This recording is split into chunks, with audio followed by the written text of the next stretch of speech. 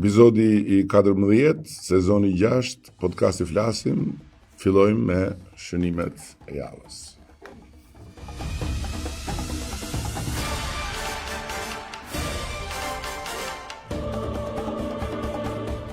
Në javën që nis nesër, mirëpresim në Tiranë summitin e diasporës. Edicioni i 4 që mbledh edhe një herë shqiptarët nga të gjitha anët e botës.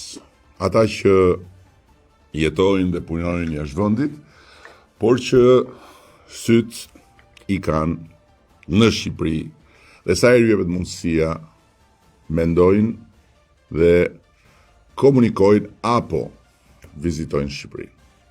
E nisim më 13 prill me ceremoninë e mirëseardhjes, ku vëmendja do të jetë te njerëzit dhe te historitë e tyre. Histori suksesi, pune, përkushtimi, që janë dhe histori krenarie shqiptare anemban. Por njëkohësisht edhe një hapje për vlerësim. Vlerësim jo vetëm për shqiptarët që kanë arritur dhe kanë kontribuar jashtë, por edhe për miq të tyre, miq të huaj, që kanë zgjedhur të jenë pjesë e rrugës së shqiptarëve. Janë bërë bashkë dhe kanë bashkuar në një farë mënyrë krahët e shqiponjës sonë. Sot diaspora është një forcë konkrete zhvillimi dhe ajo vjen në këtë summit për herë të parë pas një përfshirje historike në zgjedhjet politike të vendit. Ajo vjen si një hapësirë e zgjeruar Shqipërisë përtej kufive të saj dhe kthehet në një realitet shqiptar në transformim të vazhdueshëm, gjithmonë më shumë si një partner. Si një partner i drejt për drejt, duke filluar nga zgjedhjet politike, pastaj edhe tek ekonomia dhe hap pas hapi në rrugët e dijes drejt hapësirave të reja të ardhmes. Dhe sfida jonë nuk është vetëm të mbajmë këtë lidhje në një nivel simbolik, por të strukturojmë një rrjet të tërë zemrash që rrajnë për Shqipërinë anemban dhe mendjesh që krijojnë vlerë të shtuar në një bashkëpunim që prodhon rezultate për vendin dhe jo vetëm për vetë shqiptarët kudo ku janë.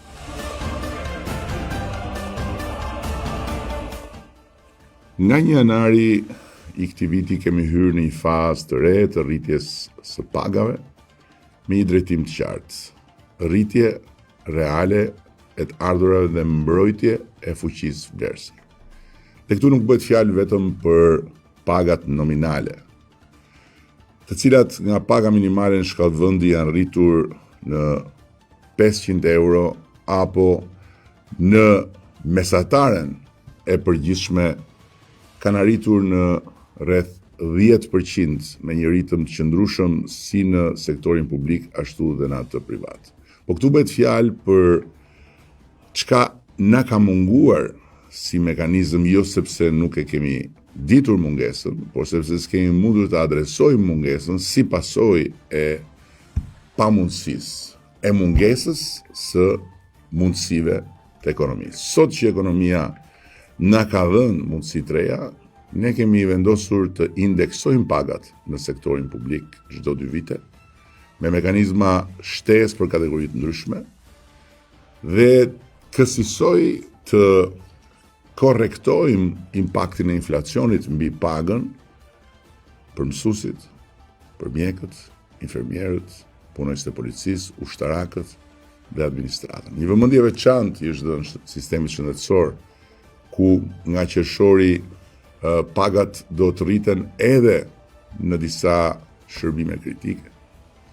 Mjekët e urgjencës do të trajtohen në të njëjtin nivel me të tjerët edhe për sa i përket rojeve, që janë një ngarkesë ekstra, ndërkohë që shtesat konkrete do të arrijnë në 18.000 lekë në muaj për mjekët dhe 12.000 lekë për infermierët dhe teknikët, shoqëruar me paga më të larta për turnet dhe një sistem të ri vlerësimi për përvojën. Është një ndryrje drejt për drejt aty ku përgjegjësia është më e lartë dhe ku sistemi kërkon mbështetje të përditshme. Është një politikë e qëndrueshme sepse është një rritje ekonomike e qëndrueshme dhe janë mekanizma të nevojshëm, por që kjo rritje ekonomike i ka bërë të mundshëm dhe patjetër edhe të matshëm në atë që është llogaria e çdo familje që jeton me punë ndeshme.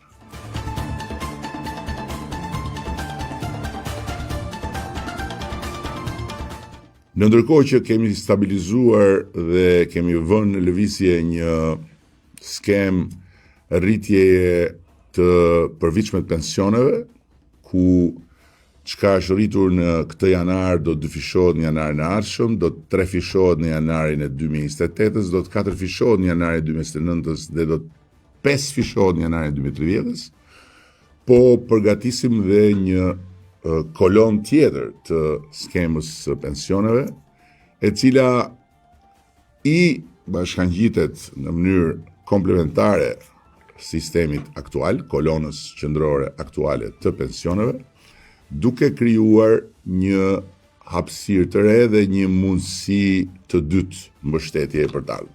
Ideja është shumë e thjeshtë, çdo punonjës që zgjedh kontriboj me një shumë të vogël nga paga e tij, për shembull 1 euro në muaj, do të ketë një kontribut të barabartë nga pala tjetër, shteti ose punëdhënësi në sektorin privat. Në këtë mënyrë kontributi dyfishohet dhe muaj pas muaj krijohet një fond individual i cili i shtohet pensionit që përfitohet normalisht nga kolona e parë, skema e parë ekzistuese. Kjo nuk është absolutisht diçka alla shqiptare, sepse ne nuk bëjmë të tilla, po mësojmë nga përvojat më të mira dhe përpiqemi të sjellim këtu modele të sprovuara. Pra është një model i mirënjohur që krijon mundësinë e krijimit gradual të një fondi pensionesh për më shumë siguri për individin dhe për një lidhje më të qëndrueshme mes punonjësit dhe punëdhënësit, shtetit apo privatit. Një mekanizëm sigurie financiare për moshën e tretë dhe e përsëris një mekanizëm komplementar që nuk e prek, po e forcon mekanizmin aktual. Ekonomia rritet dhe rriten në mënyrë të qëndrueshme edhe sepse investimet e huaja direkte rriten në mënyrë të qëndrueshme. Në 5 vitet e fundit Shqipëria ka tërhequr më shumë investime të huaja në raport me ekonominë se sa mesatarja e rajonit, duke arritur në afro 7% prodhimit përgjithshëm mbi mesataren e Ballkanit Perëndimor. Vetëm në vitin 2024 janë certifikuar 1.6 miliard euro investime, ndërsa në 9 muajt e parë të 2025-s kemi arritur në 1.21 miliard, çka konfirmon ritmin e qëndrueshëm të rritjes, ndërkohë që stoku total i investimeve huaja ka arritur në 16.6 miliard euro. Një shifër e paimagjinueshme deri jo shumë vite më parë. Një shifër që tregon qartë se Shqipëria ka ndryshuar pozicionim në rajon, Shqipëria ka ndryshuar qasje dhe impakt si një treg që shihej me shumë rezervë, duke u kthyer në një vend ku investohet konkretisht dhe në perspektiva të gjatë. Dhe po të llogarisim aplikimet, interesimet dhe mundësitë që shohim nga gjithë ajo çka është tryeza e dosjeve të agjensive përkatëse, atëherë mund t'ju them me plot gojën se e nesërmja është shumë më e mirë se sa e sotme. Është një nesër me rezultatesh që lidhen drejt për drejt me çfarë kemi mbjell me mundim në tërë këto vite, me reformat transformuese që kemi bërë, me stabilitetin ekonomik që kemi krijuar, me përmirësimin vazhdim të klimës biznesit dhe një qasje të strukturuar të investimeve në një mjedis të parashikueshëm për kapitalin afatgjatë. Dhe së fundi dua të ndaj me ju kënaqësinë e marrjes këto ditë të një raporti shumë domethënës të Bashkimit Evropian përmes instrumentit të përkatës të Sigmas dhe OECD-s që ka analizuar edhe panoramën e përgjithshme të prokurimit publike në rajonin tonë, ku Shqipëria spikat me përmirësimet e saj dhe përmes shifrash dhe faktesh do të mund t'i tregojmë edhe publikut se sa larg janë të gjitha ato që thuhen dhe stërthuhen duke ushqyer një perceptim negativ lidhur me raportin e Shqipërisë me korrupsionin dhe lidhur me pozicionin e kësaj shumice ndaj korrupsionit në raport me realitetin e fakteve dhe të shifrave konkrete, të identifikuara dhe të rreshtuara jo nga qeveria apo ekspertët e saj, po nga një instrument i besueshëm dhe cilësor i Bashkimit Evropian, me të gjithë integritetin e duhur profesional për të treguar se cila është e vërteta edhe në atë çka lidh prokurimet publike me transparencën dhe cilësinë e mekanizmave që i vën ato në përdorim në të mirë dhe në interes të publikut, ku Shqipëria përsëri spikat si e para në rajonin tonë. Shumë faleminderit. Rikthehemi në episodin e 14 të sezonit 6, podcasti Flasim. Unë jam Dinjon Përmeti, gjithë jetën jam përkushtuar sportit. Në vitin 2010 vendosa të kryej studimet në Universitetin e Sporteve në Bukuresht. Pas takimit që organizoi kryeministri Rama në promovimin e librit Kurban dhe marrja e titullit honoris causa në vitin 2015, bashkolla thirrjes që i bëri studentët të kthehen në vendindje, vendosa të kthehen në vendindjen në Fier, pasi mbaroi studimet master shkencore në vitin 2016. Në Fier fillova punë si mësues dhe isha gjyqtar futbolli, trajner futbolli për fëmijë pranë klubit Apollonia. Sot ndihem që kam realizuar një ëndër e të tjerë. Kjo është letra që Dinjoni ka çuar në adresën flasim@kryeministria.al dhe e kam këtu të ftuar.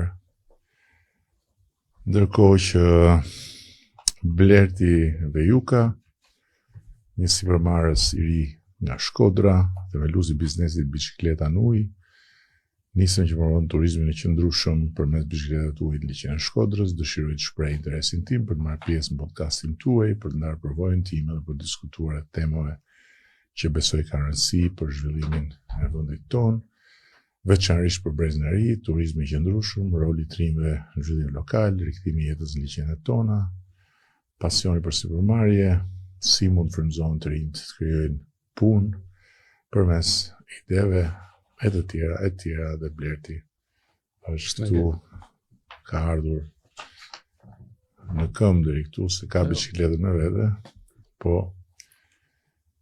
do flasim për biçikletat në ujë dhe Soraldo nga Saranda për të folur për mësimet e lundrimit për fëmijë që ofrojmë në qytetin tonë. Për herë të parë nisëm në Sarandë dhe Shqipërisë bashkë me kolegët Kosta Dhima, kapiteni, Adelina Gjati, mësuese, Agron Haliti, fizioterapisti, Gjesi Hoxha dhe trajneri Elidon Voda. Kemi zhvilluar mësime noti dhe lundrimi për rreth 21 fëmijë të rajonit këtë sezon të parë. Saranda Sailing School është licencuar si institucion arsimor shtesë dhe suksesi i kësaj nisme finalizuan duke zhvilluar dhe garat e parë të lundrimit për fëmijë në datën 12 tetor, ku skena e qytetit u në shërbim të garës fëmijëve. Dhe po përdorin varkat optimist, një model botëror që përdoret në mësimin dhe lundërinë për fëmijët. Letra është e gjatë, por mbaron me një urdhër, na mikprit për të folur, sepse ndryshe do t'i kesh punën keq. Ky është Soraldo, na trembe me kërcënimin e fundit dhe prandaj vendosëm që të përgjigjemi, por kjo nuk do të thotë që kush kërcënon vjen këtu.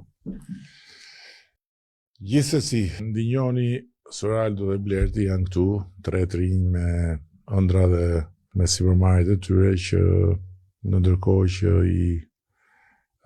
janë nështruar pasionit tyre dhe përmes pasionit tyre fitojnë edhe bukën e përditshme, nëse mund ta quajmë kështu, janë të dëshiruar që të diskutojnë për të zhvilluar më tutje me siguri, për të zhvilluar më tutje sipërmarrjet e tyre, por edhe për të ndarë këtu me mua dhe me ata që kanë dëshirë ta ndjekin këtë bisedë historitë e tyre, idetë e tyre, shqetësimet e tyre. Unë ju bëra edhe pak reklam, falas kuptohet. Ky është një nga qëllimet e podcastit, që t'i bëj reklam sipërmarrjeve të atyre që janë Shqipëria që punon pa u ndjerë, që bën sukses pa bërtitur edhe që nuk gjen hapësirë në kanalet edhe në portalet që në rastin më të mirë bëjnë reklam me shumë para, në rastin më të zakonshëm reklamojnë gënjeshtra. Këtu mundohemi të jemi me këmbë tokë dhe të flasim për njerëzit që jetojnë ditën me këmbë tokë, ose në ujë, në liqen, ose në det. Atëherë ndinjon, je i sigurt që më ka thënë vërtetën që vërtet u preke nga libri ime dhe nga ardhja ime në Bukuresht, në universitet? Mirë se ju gjeta. Unë jam Ndinjon Përmeti, lindur dhe rritur në qytetin e Fierit. Gjithë jetën time jam përkushtuar futbollit. Në vitin 2010 vendosa që të largohem në Rumani të kryej studimet në Universitetin e Sporteve në Bukuresht. Përgjatë kësaj kohe bëra edhe një kurs në Federatën Rumane të Futbollit, për arbitër futbolli, dhe paralelisht isha dhe student, isha dhe gjyqtar futbolli. Në Rumani? Po, në Bukuresht. Në vitin 2015 gjyqtar në çfarë futbolli kategori?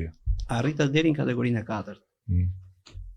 Në vitin 2015 ishim takimin që juve bët me studentët dhe në promovimin e librit. Shpejt kaluan kohët, në vitin 2016 mbarova dhe studimet në master shkencor dhe më duhej të vendosja se ku do ta vazhdoja të ardhmen time. Vendosa të kthehem në Fier dhe fillova punë si mësues i edukimit fizik. Me shumë plane dhe me ide se çfarë duhet të bëja, fillova punë dhe si trajner pranë Akademisë Futbollit Apollonia. Në 2020 ëndra ime kisha akademinë time të futbollit. Nisa dhe rrugëtimin e Akademisë FC Eagles, e cila sot numëron 80 fëmijë, nga mosha 6 deri në 14 vjeç. Para 2 vitesh hapa një dyqanin tim sportiv, ëndër e imja, e cila ka rroba sporti dhe me fokus drejt futbollit, dhe para 2 muajsh kam nisur një nisëm, mund të them nisëm bamirësie, po me në fokus fëmijët. Do me thënë, këtë nisëm e bëj me fëmijët për t'i ardhur në ndihmë familjeve dhe fëmijëve të cilët janë në nevojë. Për momentin kam dëshirë që të bëj një kampionat i cili në Fier nuk ka ndodhur ndonjëherë, por një kampionat bamirësie gjithmonë me fokus te fëmijët. Sot jemi në një luftë me santi vlerave që janë në telefon, sepse fëmijët kanë akses në çdo rrjet social, dhe unë kam vendosur që të punoj fort që ata fëmijë të rriten me vlera. Tani kisha edhe diçka simbolike për ju. Juventusi besoj është ekipi që na simbolizon të dyve. Juventusi, po normale, prandaj ju thash jam 200% i sigurt. E kam bërë me personalizim, dhe ai personalizimi ka një domethënie. Është mbiemri juaj dhe numri 16 për mua simbolizon që fillova një cikël të ri jete në Shqipëri. Dhe numri 16 përkon dhe me 4 mandatet që do filloj një cikël i ri jete për mua dhe për gjithë ne shqiptarët. Faleminderit. Po e mbaj këtu këtë. Ndërkohë, kalojmë tek liçeni I Shkodrës. I Shkodrës. Edhe tek biçikletat muaj. Atëherë, unë jam Bler të Vejuka, lindur dhe rritur në qytetin e Shkodrës, që nga viti 2024, ku vazhdova studimet në Universitetin e Luish Gorakuqit dega specialist i lartë elektrik. Në po të njëjtin vit, Bashkia Shkodër për herë të parë shpalli thirrjen e skemës granteve për të rinjt, ku edhe vendosa për të aplikuar. Ideja e biçikletave kishte qëndruar tek unë, por mundësitë ishin të pamjaftueshme, si nga ana ekonomike, por të tjera. Në fillim kur aplikova, kur çova projektin për biçikletat e ujit, isha pak mosbesues, por gjatë kohës pash që u bë një konkurs të dinjitos, ku vendosa përpara një jurie me 5 persona, me 5 specialista, dhe u shpalla fitues. Në vitin 2025 vazhdova aktivitetin, gjithmonë përmes asistimit të bashkisë, si për anën e sigurimit të lejeve dhe gjitha dokumentacioneve për mbarvajtjen e aktivitetit. Kërkesa ishte tejet e lartë, po ashtu në të njëjtin vit biçikleta në ujë u shpalla dhe risia e vitit 2025 për Shkodrën. Ideja e këtij projektit ishte që të lidhnim mjetin tradicional të Shkodrës, i cili është biçikleta, po kështu ta bashkonim edhe me liçenin, ku për momentin është i pashfrytzuar. Sillnim një mjet krejt ekologjik që mos kemi një ndikim tek mjedisi, por të kena një ndikim emocionesh tek turistët. Deri tani je i kënaqur me si ka ecë puna? Deri tani po. Këtë vit e kemi nis pak më herët. Kemi ba lidhje me disa agjenci që po na sjellin shumë turist. Po kështu edhe ana e vendasve, Tirana, Berati dhe Saranda gjithmonë më shumë po vinë në Shkodër, po vinë tek liçeni edhe vetëm për, po them vetëm për biçikletën, por ideja që kanë që më marr. Edhe kjo ka ba mundi i plotësuar për çfarë kisha kontribuar dhe për çfarë isha të ullodh deri tash. Samiri.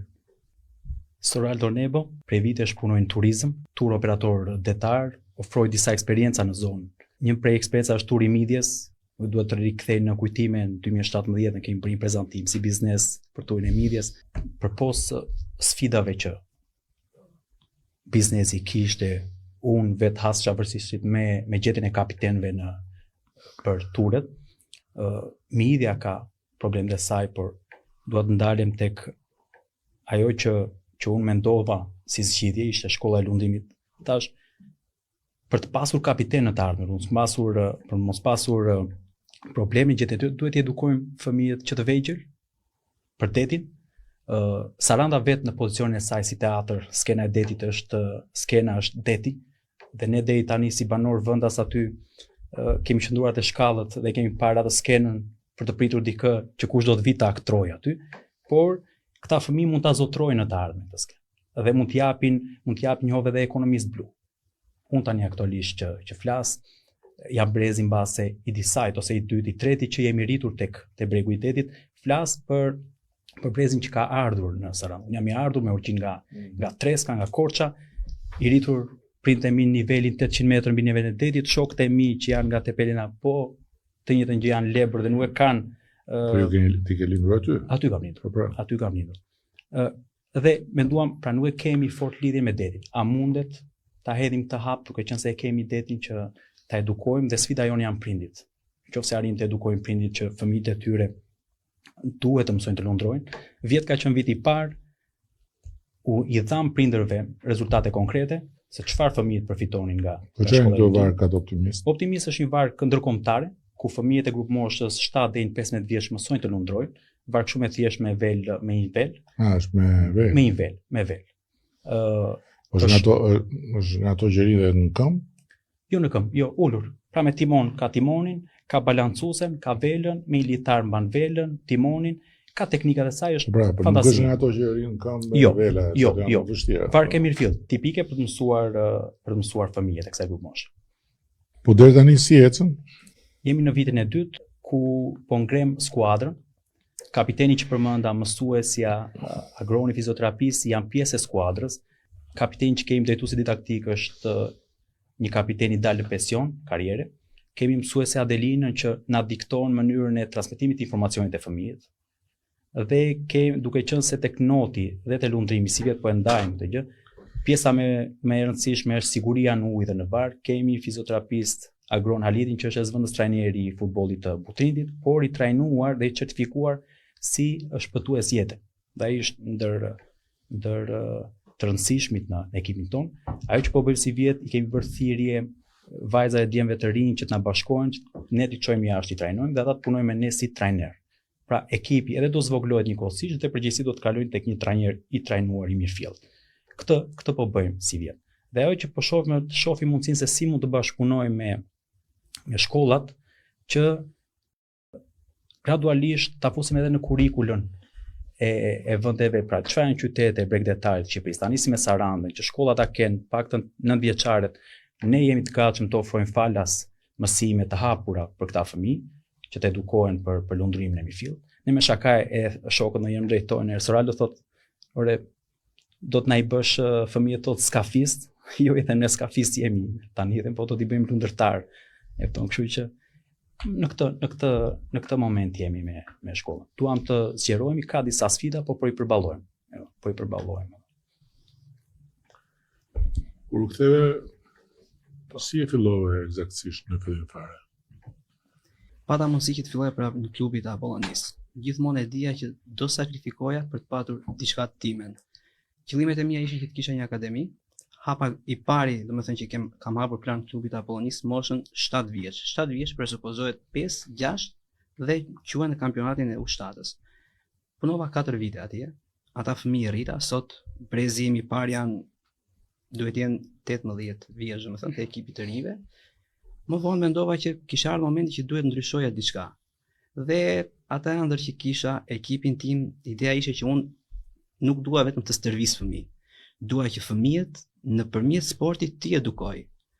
Gjithmonë jam nëpër shkolla që interesohen për shkollat, gjithmonë jam me sjelljen, komunikimi me prindër dhe them gjithmonë që komunikimi prind, mësues dhe unë si trajner normalisht sjell një fëmijë të shëndetshëm. E nisa me 2 fëmijë si fillim, Beja Servitja dhe një Calceto në periferi të Fierit.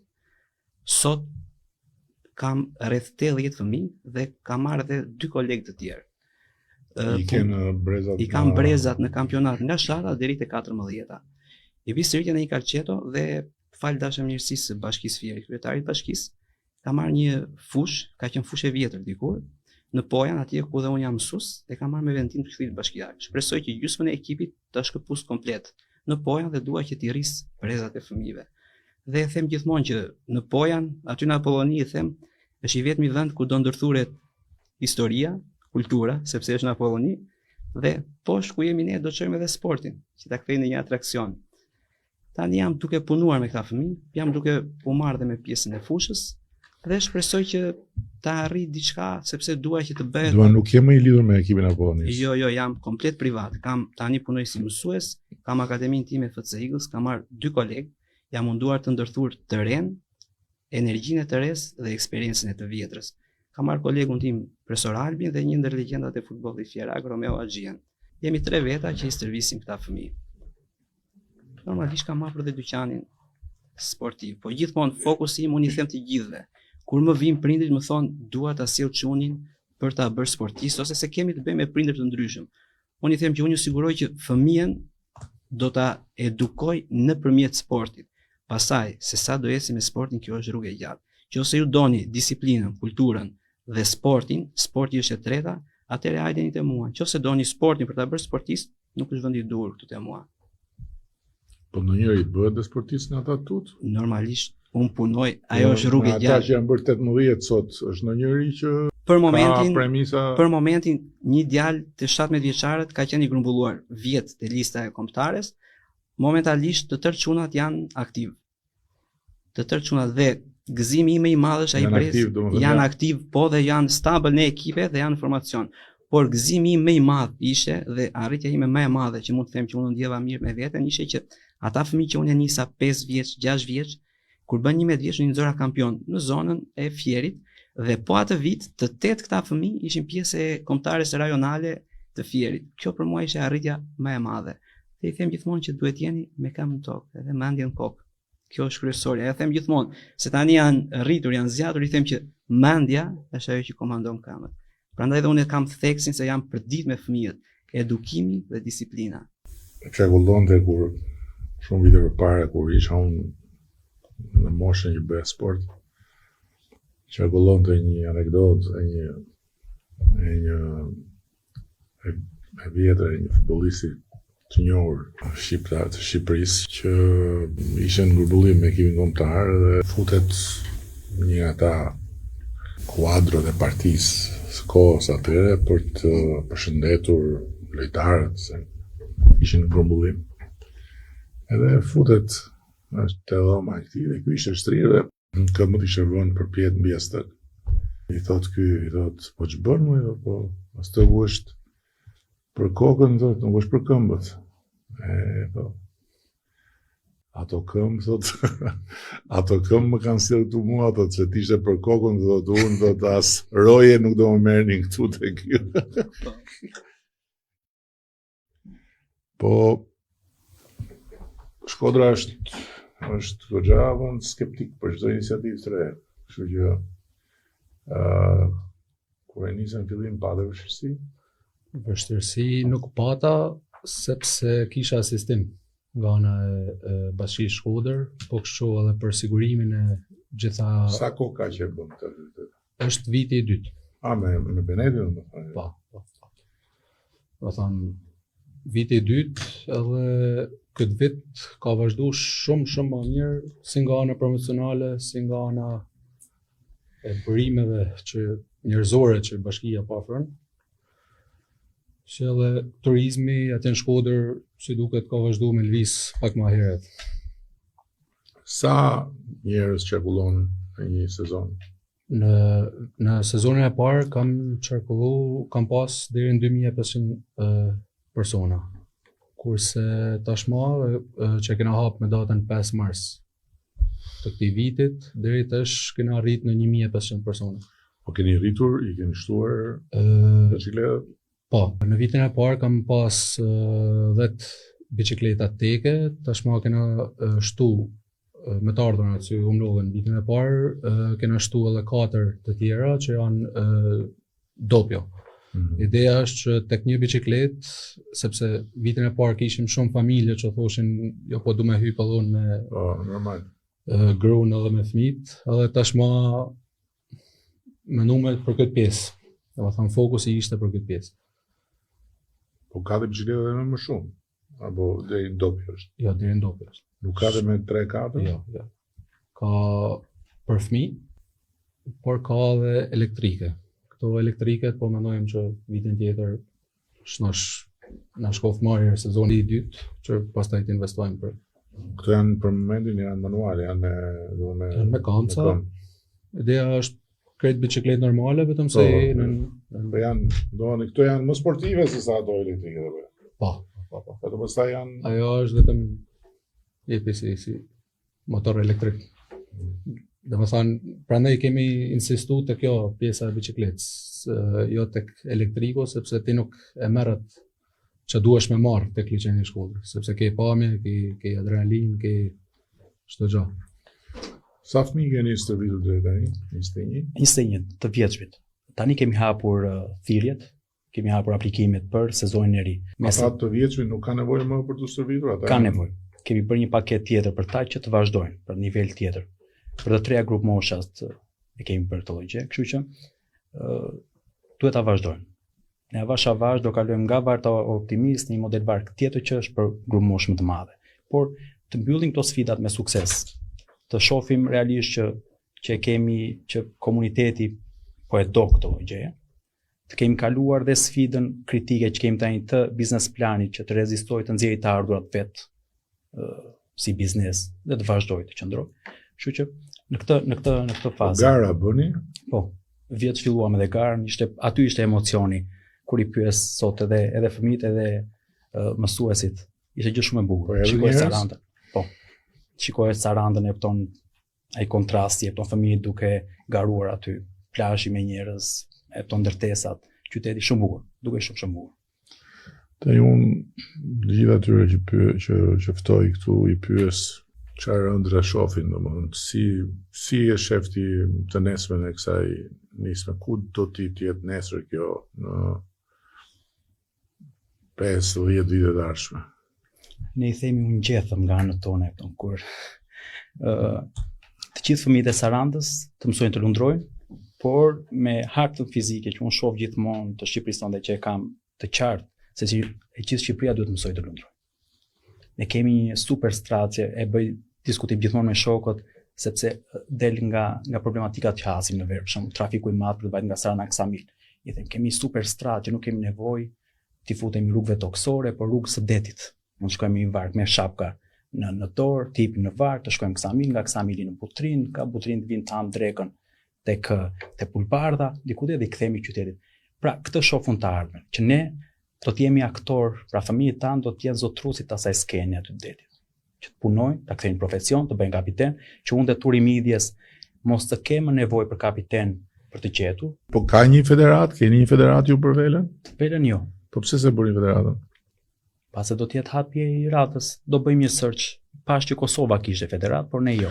Po Kosova ka federat velës dhe s'ka det. Po. Ne kemi gjithë të det, s'kemi federat, po në base kam përshtypjen që Kosova duhet ta ketë të lidhur edhe me ato, lëre edhe me SDE-u që do bëjmë bashkarisht. Gjithsesi, gjëja që ka rëndësi është që projekti të vazhdoj, ne do mbështesim çfarë mundemi, them që federata do ju ndihmojë për të marrë edhe akses në financim. Mund të bashkëpunoni edhe me Ministrinë e Turizmit, e Kulturës dhe Turizmit për aktivitete që kanë brenda dimensionet e sportit, dimensionet e turizmit, e dimensionet e kulturës. Dhe në ndërkohë ne po ecim tani, shumë shpejt do kalojmë edhe ligjin e ri për sponsorizimin e sporteve, që do jetë një hap I mirë përpara për të financuar më shumë sportet. Ka është dashur bërë me kohë si ligj, por s'kanë qenë mundësitë për ta bërë, sepse tani që ekonomia ka shtuar forcën edhe na ka krijuar më shumë mundësi, tani mund të bëjmë edhe një ligj për sponsorizimet që të jetë shumë në ndihmë të sporteve. Dhe natyrisht aty futbolli do marrë pjesën e luanit, por në varësi nga sponsorët, sepse do I jepet mundësia sponsorëve që t'ju llogariten sponsorizimet dhe t'ju ulen me një formulë nga taksat. Kështu që do jetë një hap I mirë për ju, edhe për ju. Te këto biçikletat e ujit, këto janë fit improved këto s'janë këto ju. Sporta ujore hyn po. Mirë, po janë se ti merr biletën aty, kështu që edhe duhet ja marrësh biletën patjetër. Keni ndonjë merak tjetër, në gjë pa thënë? Do I pyetje për mua, keni? Kisha një pyetje. Po. Tani gjithmonë në fushën time të sportit. Aty në terrenin tim sportiv që kam, doja të dija se si mund të funksionojë ose ku duhet të drejtohem, që atë terren ta kthej në kushte optimale dhe një qendër të mirëfillt sportive. Ke komunikuar me federatën? Jam interesuar në federat, por është pjesa tjetër, sepse ajo ka qenë fushë e vjetër. Thjesht unë e kam rregulluar, sa kam pasur mundësi, edhe bashkia më kanë ndihmuar në disa raste, por ajo e para njëherë do një komplet rrethim, do ato. Po a ke folur me federatën? Jo. Po interesu të federatën, se ata kanë një program, mos gabohem unë, që mbështesin ndërtimin e terreneve e fushave sportive. Nuk e di tani se deri ku shkojnë me rrethimin, me zhveshjen etj, por ky është një projekt tipik që mund ta mbështesë federata në bashkëpunim me bashkinë. Mendoj. E pyetje për mua. Po. Duke qenë se jam biznes sezonal në fundit. Po mendoj edhe po pys. Nëse në fund sezonit, sidomos në sezonin e parë që unë mbylla, u vuna në një dilemë që atë të mbaj stafin e kualifikuar që kisha, që e kishte kalu tashmë një sezon, apo të ardhurën që kisha të investoj për të rrit biznesin. A do të ketë një program nga ana e shtetit për ndihmë të këtyre bizneseve sezonale, ku po mendoj që një mbështetje si nga ana e sigurimeve, taksave ose për rritje të biznesit. Ajo që unë të sugjeroj është që të mendosh si mund ta zgjerosh kompaninë tënde edhe me një aktivitet tjetër sezonal që nuk është i verës, po që është i dimrit. Edhe gjithmonë të lidhur me turizmin, të lidhur me natyrën, të lidhur me aventurën. Për shembull, natyrisht që duhen investime, por në fund të ditës unë besoj që Shkodra ka shumë potencial në këtë aspekt, edhe për dimrin. Shumë. Kështu që mendoj në këtë anë edhe ata njerëz mund të vazhdojnë të jenë pjesë e kompanisë, të bëjnë dy lloj aktivitetesh në dimër edhe në verë, dhe kjo të sjellë më shumë të ardhurë, nuk do mendosh thjesht për si ti mbash në punë duke mos ju pagu sigurime shoqërore, por do mendosh si të fitosh. Nuk mund blesh as i ditë pa menduar si të funksionojë dita për kompaninë.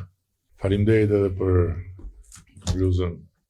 Kam një sër bluzash të Juventusit, por ajo është me domethënie, por të veçantë. Po është e veçantë, por i mirëpres gjithsesi. Kam disa të veçanta, janë gjitha këto se i kam edhe nga vetë lojtarët edhe nga. Po falenderoj shumë. Kjo e ka vendin e vet edhe Është bluzë e Juventusit e ardhur nga Fieri. po edhe nuk bie. Ka një të veçantë Nuk ndryshe nga të bie tjerat. as në bluzën e Cristiano Ronaldo, as në bluzën e Buffonit, nuk bie. Ka vendin e vet. Këta ishin djemt nga 3 piga të hartës Shqipërisë, nga Shkodra deri në Sarandë, duke ndaluar në Apolloni, me të cilët ishte kënaqësi biseda dhe shpresoj që edhe ju nuk u mërzitët minimalisht nga biseda. Faleminderit. Faleminderit.